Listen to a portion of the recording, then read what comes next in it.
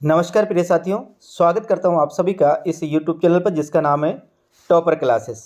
प्रिय साथियों, आज हम पढ़ने वाले हैं व्यंजन ध्वनियों का वर्गीकरण। इसके पहले अपन ने देखा था साथियों ने स्वर ध्वनियों का वर्गीकरण, और ये स्वर ध्वनियों का जो वर्गीकरण पढ़ा था इसको अपने 2 क्लास में खत्म कर चुके थे। तो आज की जो व्याकरण की अपनी जो तीसरी क्लास है, यह है साथियों व्यंजन ध्वनियों का वर्गीकरण है। आपको विदित है साथियों के जो इस चैनल पर आरपीएससी फर्स्ट ग्रेड और आरपीएससी सेकंड ग्रेड यानी कि वरिष्ठ अध्यापक और व्याख्याता का हिंदी साहित्य का इतिहास भी साथ साथ चल रहा है, और अब साथियों व्याकरण भी साथ साथ है। व्याकरण तो किसी भी प्रकार का एग्जाम है साथियों, सभी में आती है, वह छोटा सा हो, रीट हो या फिर किसी पीजीटी टीजी जो भी हो, सभी में आती है लगभग लगभग साथियों। इस चैनल की जो सबसे बड़ी खूबी है साथियों वह है कि आपका जो संपूर्ण पाठ्यक्रम है उसको बिल्कुल टॉपिक वाइज पढ़ाया जा रहा है साथियों, ताकि मैं आपसे अपेक्षा करता हूं और ये इस उम्मीद के साथ पढ़ा रहा हूं कि साथियों आप इनके लिए बेहतरीन नोट्स बना सकते हैं। बिल्कुल मैं टॉपिक वाइज हर टॉपिक को मैं टॉपिक ही साथियों हम अपना अध्ययन करेंगे। ठीक साथियों, तो शुरू करते हैं अपन यहाँ पर व्यंजन ध्वनियों का वर्गीकरण। व्यंजन ध्वनियों का वर्गीकरण 2 आधारों पर किया गया है। 2 आधार कौन कौन से साथियों? एक है उच्चारण स्थान के आधार पर व्यंजनों का वर्गीकरण और प्रयत्नों के आधार पर व्यंजनों का वर्गीकरण। यानी कि अपन ध्यान रखेंगे व्यंजन ध्वनियों का वर्गीकरण कितने आधार पर किया गया है। तो व्यंजन ध्वनियों का वर्गीकरण यहाँ पर 2 आधारों पर किया गया है। एक है उच्चारण स्थान के आधार पर एवं उच्चारण स्थान आधार पर व्यंजनों का वर्गीकरण। दूसरा है प्रयत्नों के आधार पर व्यंजनों का वर्गीकरण साथियों। तो अब आगे बात करते हैं उच्चारण के आधार पर व्यंजनों को कितने भागों में बांटा गया है साथियों। तो ध्यान दीजिएगा, बिल्कुल साथियों मैं आपको हर टॉपिक यानी टॉपिक वाइज ही पढ़ाऊंगा, ताकि आप किसी भी एग्जाम की तैयारी कर रहे हो वो बेहतरीन रूप से कर सके साथियों। और आपको मैं पूर्ण विश्वास दिलाता हूं कि इसके बाहर कोई भी क्वेश्चन बाहर यानी कि इस नोट्स के बाहर कोई भी क्वेश्चन नहीं जाएगा। अब आगे बात करते हैं उच्चारण स्थान के आधार पर व्यंजनों को 7 भागों में बांटा गया है। वे 7 भाग कौन कौन से हैं? कंठे, तालव्य, मूर्धन्य, दंते, औष्टे, दंतोष्ट और वत्सर्य साथियों। इस प्रकार से इसको 7 भागों में बांटा गया है। और यदि हम इसको याद करते हैं तो इसको यहाँ पे ऐसे याद करें, मैंने ट्रिक दे रखी है यहाँ, कथा में देवो देव। इसको याद करें कैसे? कथा कथा में देवो और ये देव। इस प्रकार से आप इसे याद करें साथियों, आपको बिल्कुल क्रम वाइज ये याद हो जाएगा इनका। कभी कभी हम क्रम भूल जाते हैं कि इसके बाद क्या आएगा इसके बाद क्या आएगा, तो आप इस ट्रिक को याद करें, आपको याद हो जाएगा क्या? कथा में देवो देव, कथा कथा में देवो देव, कथा में देवो देव, कथा में देवो देव। और इसके बाद साथियों कटा कट, ये भी याद, कथा कट। दूसरी बात प्रिय विद्यार्थियों, यदि आप चैनल पर पहली बार हो तो चैनल को जरूर सब्सक्राइब कीजिएगा, साथ साथ बेल आइकन दबाकर ऑल पर क्लिक करें ताकि हर प्रकार की क्लास आपके पास पहुंच सके और आप बेहतरीन तैयारी कर सके साथियों। अब कथाकथ का मतलब है, पहले के से बनेगा कंठे, ता से बनेगा तालव्य, में से बनेगा मूर्धन्य, दे से बनेगा दंत्य, ओ से बनेगा साथियों निया ओ लिखे यहाँ ओ नी व निया लिखे ओष्टे, दे से दंतोष्ट और वे से वत्सर्य। अब निया साथियों कंठ तालु और कंठोष्ट, 2 पीछे का और है, एक कंठ तालव्य होता है, एक कंठोष्ट वर्ण होता है। कंठ तालव्य यानी कि ए और ओ और अव साथियों, अव। तो यहाँ पर इनको याद करें आप, कथा में देवो देव कटाकट, ऐसे याद करें क्या? कथा में देवो देव कैसे? कटा कट, कथा में देवो देव कटा कट, इसको याद करें, आपको 7 ही प्रकार के याद हो जाएंगे। देखिए हम आगे बात करते हैं। पहला आता अपने यहाँ कंठे ध्वनियाँ, जिनको कोमल तालव्य भी कहते हैं। कंठे कोमल तालव्य ध्वनियाँ अकह, ऐसे में तो इसको ऐसे याद कर रहेगा, केवल 3 कंठे कोमल तालव्य अकह, कंठे कोमल तालव्य अकह, कंठे कोमल तालव्य अकह, केवल 3 शब्द याद कर रहा है क्या? अकह है के बाद निया विसर्ग के साथियों, इस बात का ध्यान रखें। जिन ध्वनियों का उच्चारण कंठ की सहायता से किया जाता है उन्हें कंठे ध्वनियाँ कहलाती है। अकह अकुह विसर्जया नाम कंठे ये इसका पूरा सूत्र है संस्कृत का। अ को ए विसर्जनाम कंठ है, यानी कि ए आ या ऐसे में ए और आएगा, के से पूरा के वर्ग आएगा, हे से साथियों हे आएगा और विसर्ग से विसर्ग आएगा। यानी कंठ जो ध्वनि है साथियों, इसमें एक तो ए और एक आ आता है। इसके बाद के वर्ग का मतलब क च क ख घ घ साथियों और ए, ये 5 वर्ण इसमें आएंगे, 5 वर्ण इसमें आएंगे। इस बात को आप ध्यान रखिए साथियों। आगे बात करते हैं कथा में। हाँ, तो ये वो तो हो गया, यानी कंठ और कोमल तालव्य जिसे कहेंगे अकह, केवल इतना याद कर रखा मैंने, अकह अकह से याद हो जाएगा आपको। तो एक तो ए और आ, एक के वर्ग और है और एक क्या आएगा विसर्ग। इसके बाद अगला पैर आता है साथियों, आता है अपना तालव्य का, जिसे कठोर तालव्य भी कहते हैं, कठोर तालव्य भी कहते हैं। तालु का अर्थ होता है प्रिय साथियों दांतों की जड़। तालु किसे कहा जाता है? जो दांतों की जड़ होती है उसे ही तालु कहा जाता है। तो जिन ध्वनियों का उच्चारण करते समय जिह्वा का अग्रभाग दंत मूल को स्पर्श करता है, तालव्य ध्वनियाँ कहलाती है। यानी अपने जीभ का जो आगे का भाग है वो किसे करता है? दांतों की जड़ को स्पर्श करता है, और वहाँ से किसी वर्ण का यदि उच्चारण होता है साथियों, किसी व्यंजन का वहाँ से उच्चारण होता है, तो उनको वह तालव्य या कठोर तालव्य के अंतर आता है। इसको मैंने कहा तालव्य कठोर तालव्य इचु यश, इचु यश। ई से ई और बड़ी ई दो तो ये आ जाएगा। चे से पूरा चे वर्ग आ जाएगा, चे से पूरा चे वर्ग आ जाएगा, जो इन्हें पीछे लिख रहा है साथियों, चे से पूरा चे वर्ग आ जाएगा। ये से साथियों ये आएगा, और शे से कौन सा आएगा? ये शे आएगा। इस प्रकार से आता है कठोर तालव्य कठोर तालव्य इचु यश, तालव्य कठोर तालव्य इचु यश, तालव्य कठोर तालव्य इचु यश, तालव्य कठोर तालव्य इचु यश। इस प्रकार से इसको याद करें। तालव्य का अर्थ होता है दांतों की जड़, यानी जिन ध्वनियों का उच्चारण करते समय जीवा का अग्रभाग दंत मूल को स्पर्श करता है, तालव्य ध्वनियाँ कहलाती है। संस्कृत में है इचु यश नाम तालव्य, अर्थात ई ये शे और चे वर्ग है जो तालव्य ध्वनियों में आता है।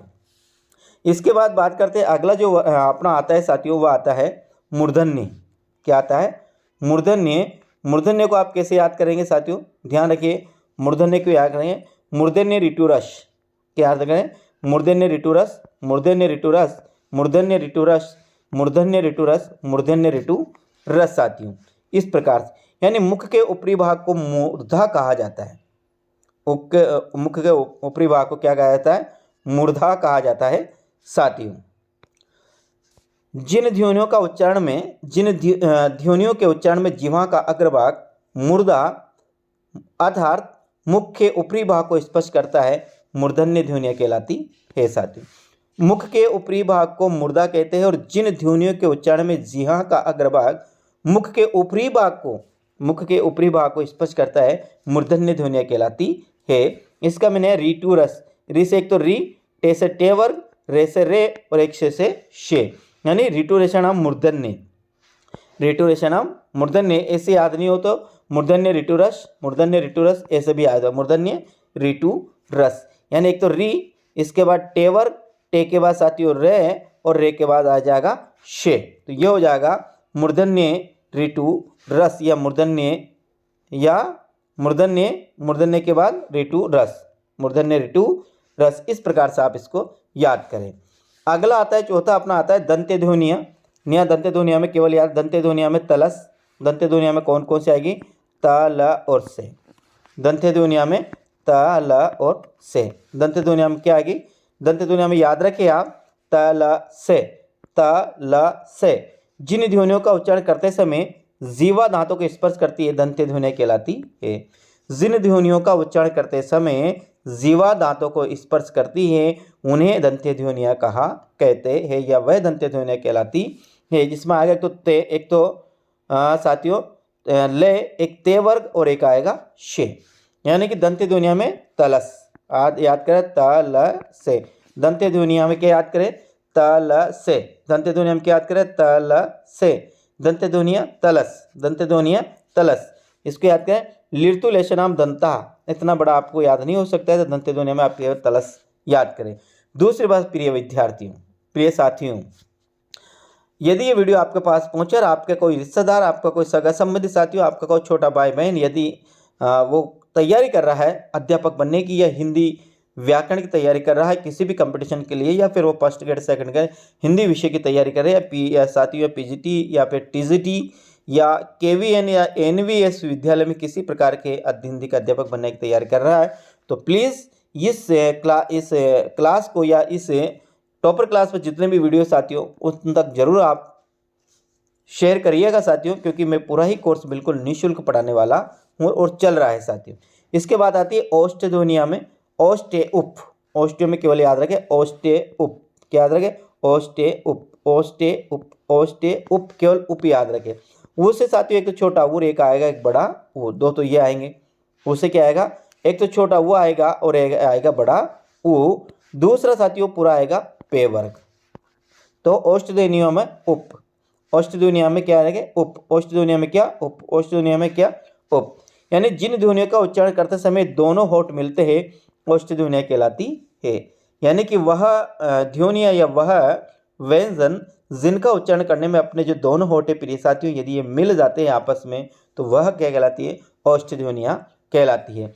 यानी उपपधानियाम ओष्ठे, इनको पूरा याद नहीं रखें आप, इसको याद रखें ओष्ठे उप, क्या रखें ओष्ठे उप। उ और एक आएगा पे वर्ग, उससे तो दोनों ही वो आएंगे, छोटा और बड़ा उ, और पैसा आएगा पे वर्ग। इस प्रकार का आप इसको याद करें। इसके बाद अगला आता है साथियों अपना जो छठा नंबर का आता है वो आता है दंतोष्ठ ध्वनिया। दंतोष्ठ ध्वनिया में केवल आता है वे, क्या आता है वे। अब ध्यान रखें जिन ध्वनियों का उच्चारण करते समय दांत होठों को स्पर्श करते हैं दंतोष्ठ ध्वनिया कहलाती है साथियों। तो वे एक ऐसा है जिनका उच्चारण करने में साथियों अपनी जो जीवा होती है होठों को स्पर्श करती है, इसलिए वह दंतोष्ठ में केवल क्या आएगा साथियों, ध्यान रखना वे आएगा। इसके बाद आगे बात करते हैं साथियों वत्सर्य ध्वनियों की बात कर रहे हैं। तो वत्सर्य का अर्थ होता है मसूड़ा। जिन ध्वनियों का उच्चारण करते समय जीवा मसूड़ों को स्पर्श करती है वत्सर्य ध्वनिया कहलाती है। ध्यान रखना वत्सर्य जो ये शब्द है इसका अर्थ क्या होता है, मसूड़ा होता है। क्या होता है, ध्यान रखना मसूड़ा होता है।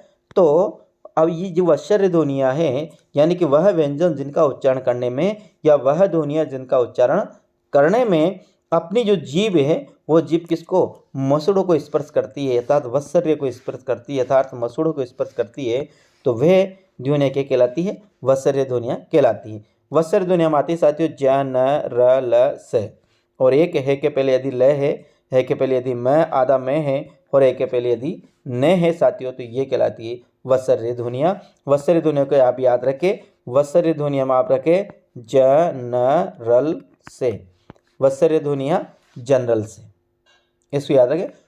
वत्सर्य ध्वनियाँ जनरल से, वत्सर्य ध्वनियाँ जनरल से, वत्सर्य ध्वनियाँ जनरल से, वत्सर्य ध्वनियाँ जनरल से साथियों। इस प्रकार से आप इसको याद करिएगा।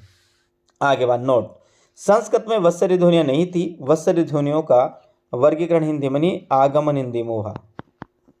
वर्गीकरण हिंदी में यानी आगमन हिंदी में हुआ, यानी संस्कृत जो व्याकरण में उसमें वत्सर्य ध्वनियाँ नहीं थी, तो ये वत्सर्य ध्वनियाँ केवल हिंदी में है साथियों। इस बात वर्गीकरण का आगमन लिखना, यानी कि वत्सर्य संस्कृत में वत्सर्य ध्वनियाँ नहीं थी, वत्सर्य ध्वनियों का आगमन हिंदी में ही हुआ साथियों। आगे बात करते उक्त व्यंजन ध्वनियों का वर्गीकरण जिसमें स्वर ध्वनियों को भी शामिल किया गया है, किंतु कुछ स्वर ध्वनियों को इसमें स्थान नहीं मिल पाया जो निम्न अनुसार है। यानी अभी अपन जो 7 वर्गीकरण पढ़े, 7 जो भाग पढ़े, 7 जो इनके प्रकार पढ़े, इनमें साथियों स्वरों में कुछ ऐसे स्वर है जिनको इसमें नहीं है, इन 7 के भेदों में उनको स्थान नहीं दिया गया, इसलिए हम उनको अलग से पढ़ेंगे। वो कौन कौन से है, एक है साथियों कंठ तालु। तो कंठ तालु में ए आई, कंठ तालु ए आई। जिन ध्वनियों का उच्चारण कंठ और तालु दोनों से किया जाता है कंठ तालव्य ध्वनियाँ कहलाती है। जिन ध्वनियों का उच्चारण कंठ और तालु दोनों से किया जाता है प्रिय विद्यार्थियों वह कंठ तालव्य ध्वनियाँ कहलाती है। इस सूत्र भी है एदो तो कंठ ताला, कंठ तालु, एदो तो कंठ तालु, यानी ए कंठ तालु ध्वनियाँ है साथियों।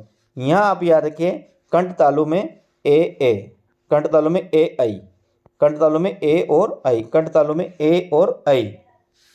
दूसरी बात साथियों मैं आपसे उम्मीद करता हूँ कि आप वीडियो को इतना शेयर करेंगे साथियों कि आपके जितने भी व्हाट्सएप ग्रुप है साथियों, जितने भी फेसबुक ग्रुप है, जितने भी इंस्टाग्राम ग्रुप है, ट्विटर ग्रुप है साथियों, टेलीग्राम ग्रुप है साथियों, सभी में आप इसको बिल्कुल शेयर करेंगे। ऐसी मुझे आपसे आशा भी है और आपसे मुझे ऐसी अपेक्षा भी है। जिन ध्वनियों का उच्चारण कंठ और तालु, कंठ और ओष्ठ से, कंठोष्ठ है, कंठ और ओष्ठ दोनों से किया जाता है, वह कंठोष्ठ ध्वनियाँ कहलाती है। ओ दो तो कंठोष्ठ, ओ और ओ कंठोष्ठ ध्वनियाँ है। एक वो और एक वो दोनों क्या है, कंठोष्ठ ध्वनियाँ है साथियों, इस बात का ध्यान है। कंठोष्ठ में ओ यानी जिन ध्वनियों का उच्चारण कंठ और ओष्ठ दोनों से किया जाता है वह कंठोष्ठ ध्वनियाँ कहलाती है। अब यह नोट में क्या लिखा है साथियों, कंठ ध्वनियों को कोमल तालव्य ध्वनियाँ भी कहा जाता है, तालव्य ध्वनियों को कठोर तालव्य भी कहा जाता है को साथियों काकल्य भी कहा जाता है। जो है ध्वनि है इसको काकल्य भी कहा जाता है, क्योंकि इसको साथियों अपना कंठ होता है, कंठ के नीचे जो उभरा हुआ भाग होता है जो ऊपर नीचे चलता है साथियों, इसके आधार पर इसको काकल्य ध्वनियाँ भी कहा जाता है। ले और से वस्त्र ध्वनि है, किंतु विकल्प में वस्त्र नहीं होने पर दंत ध्वनियों का चयन करें। यह बात चौथा नंबर का, इसको आप बिल्कुल से याद रखें साथियों। प्रत्येक बात क्या है को कभी कभी वह काकल्य ध्वनि भी मान लेते हैं, आ जाता है कि है कौन सी, तो है काकल्य ध्वनि है, या निम्न में से काकल्य ध्वनि कौन सी है, तो है साथियों इसमें एक काकल्य ध्वनि है।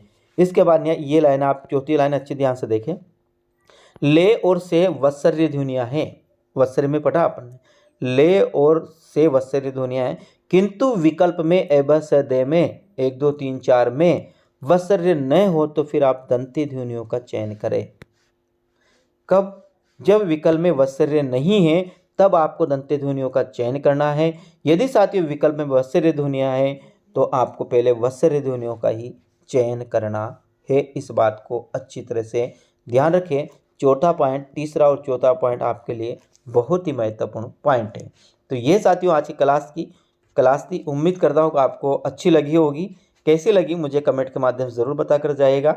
वीडियो को ज़रूर लाइक करें, अधिक से अधिक शेयर करें साथियों, और चैनल पर पहली बार होगा तो चैनल को आपने ज़रूर सब्सक्राइब कर लिया होगा साथियों। तो ठीक है प्रिय विद्यार्थियों, मिलते हैं कल अगली क्लास में। कल अपनी क्लास होगी साथियों, वह होगी साहित्य की। ठीक है साथियों, साहित्य में चल रहा है साथियों अपने भक्ति काल, और भक्ति काल में भी साथियों अपना कृष्ण काव्यधारा का अंतिम 1-2 क्लास होगी। इसके बाद अपन को राम काव्यधारा पढ़ेंगे उस समय। ठीक है साथियों, मिलते हैं कल। राम राम। ठीक कितने बजे? 8 बजे।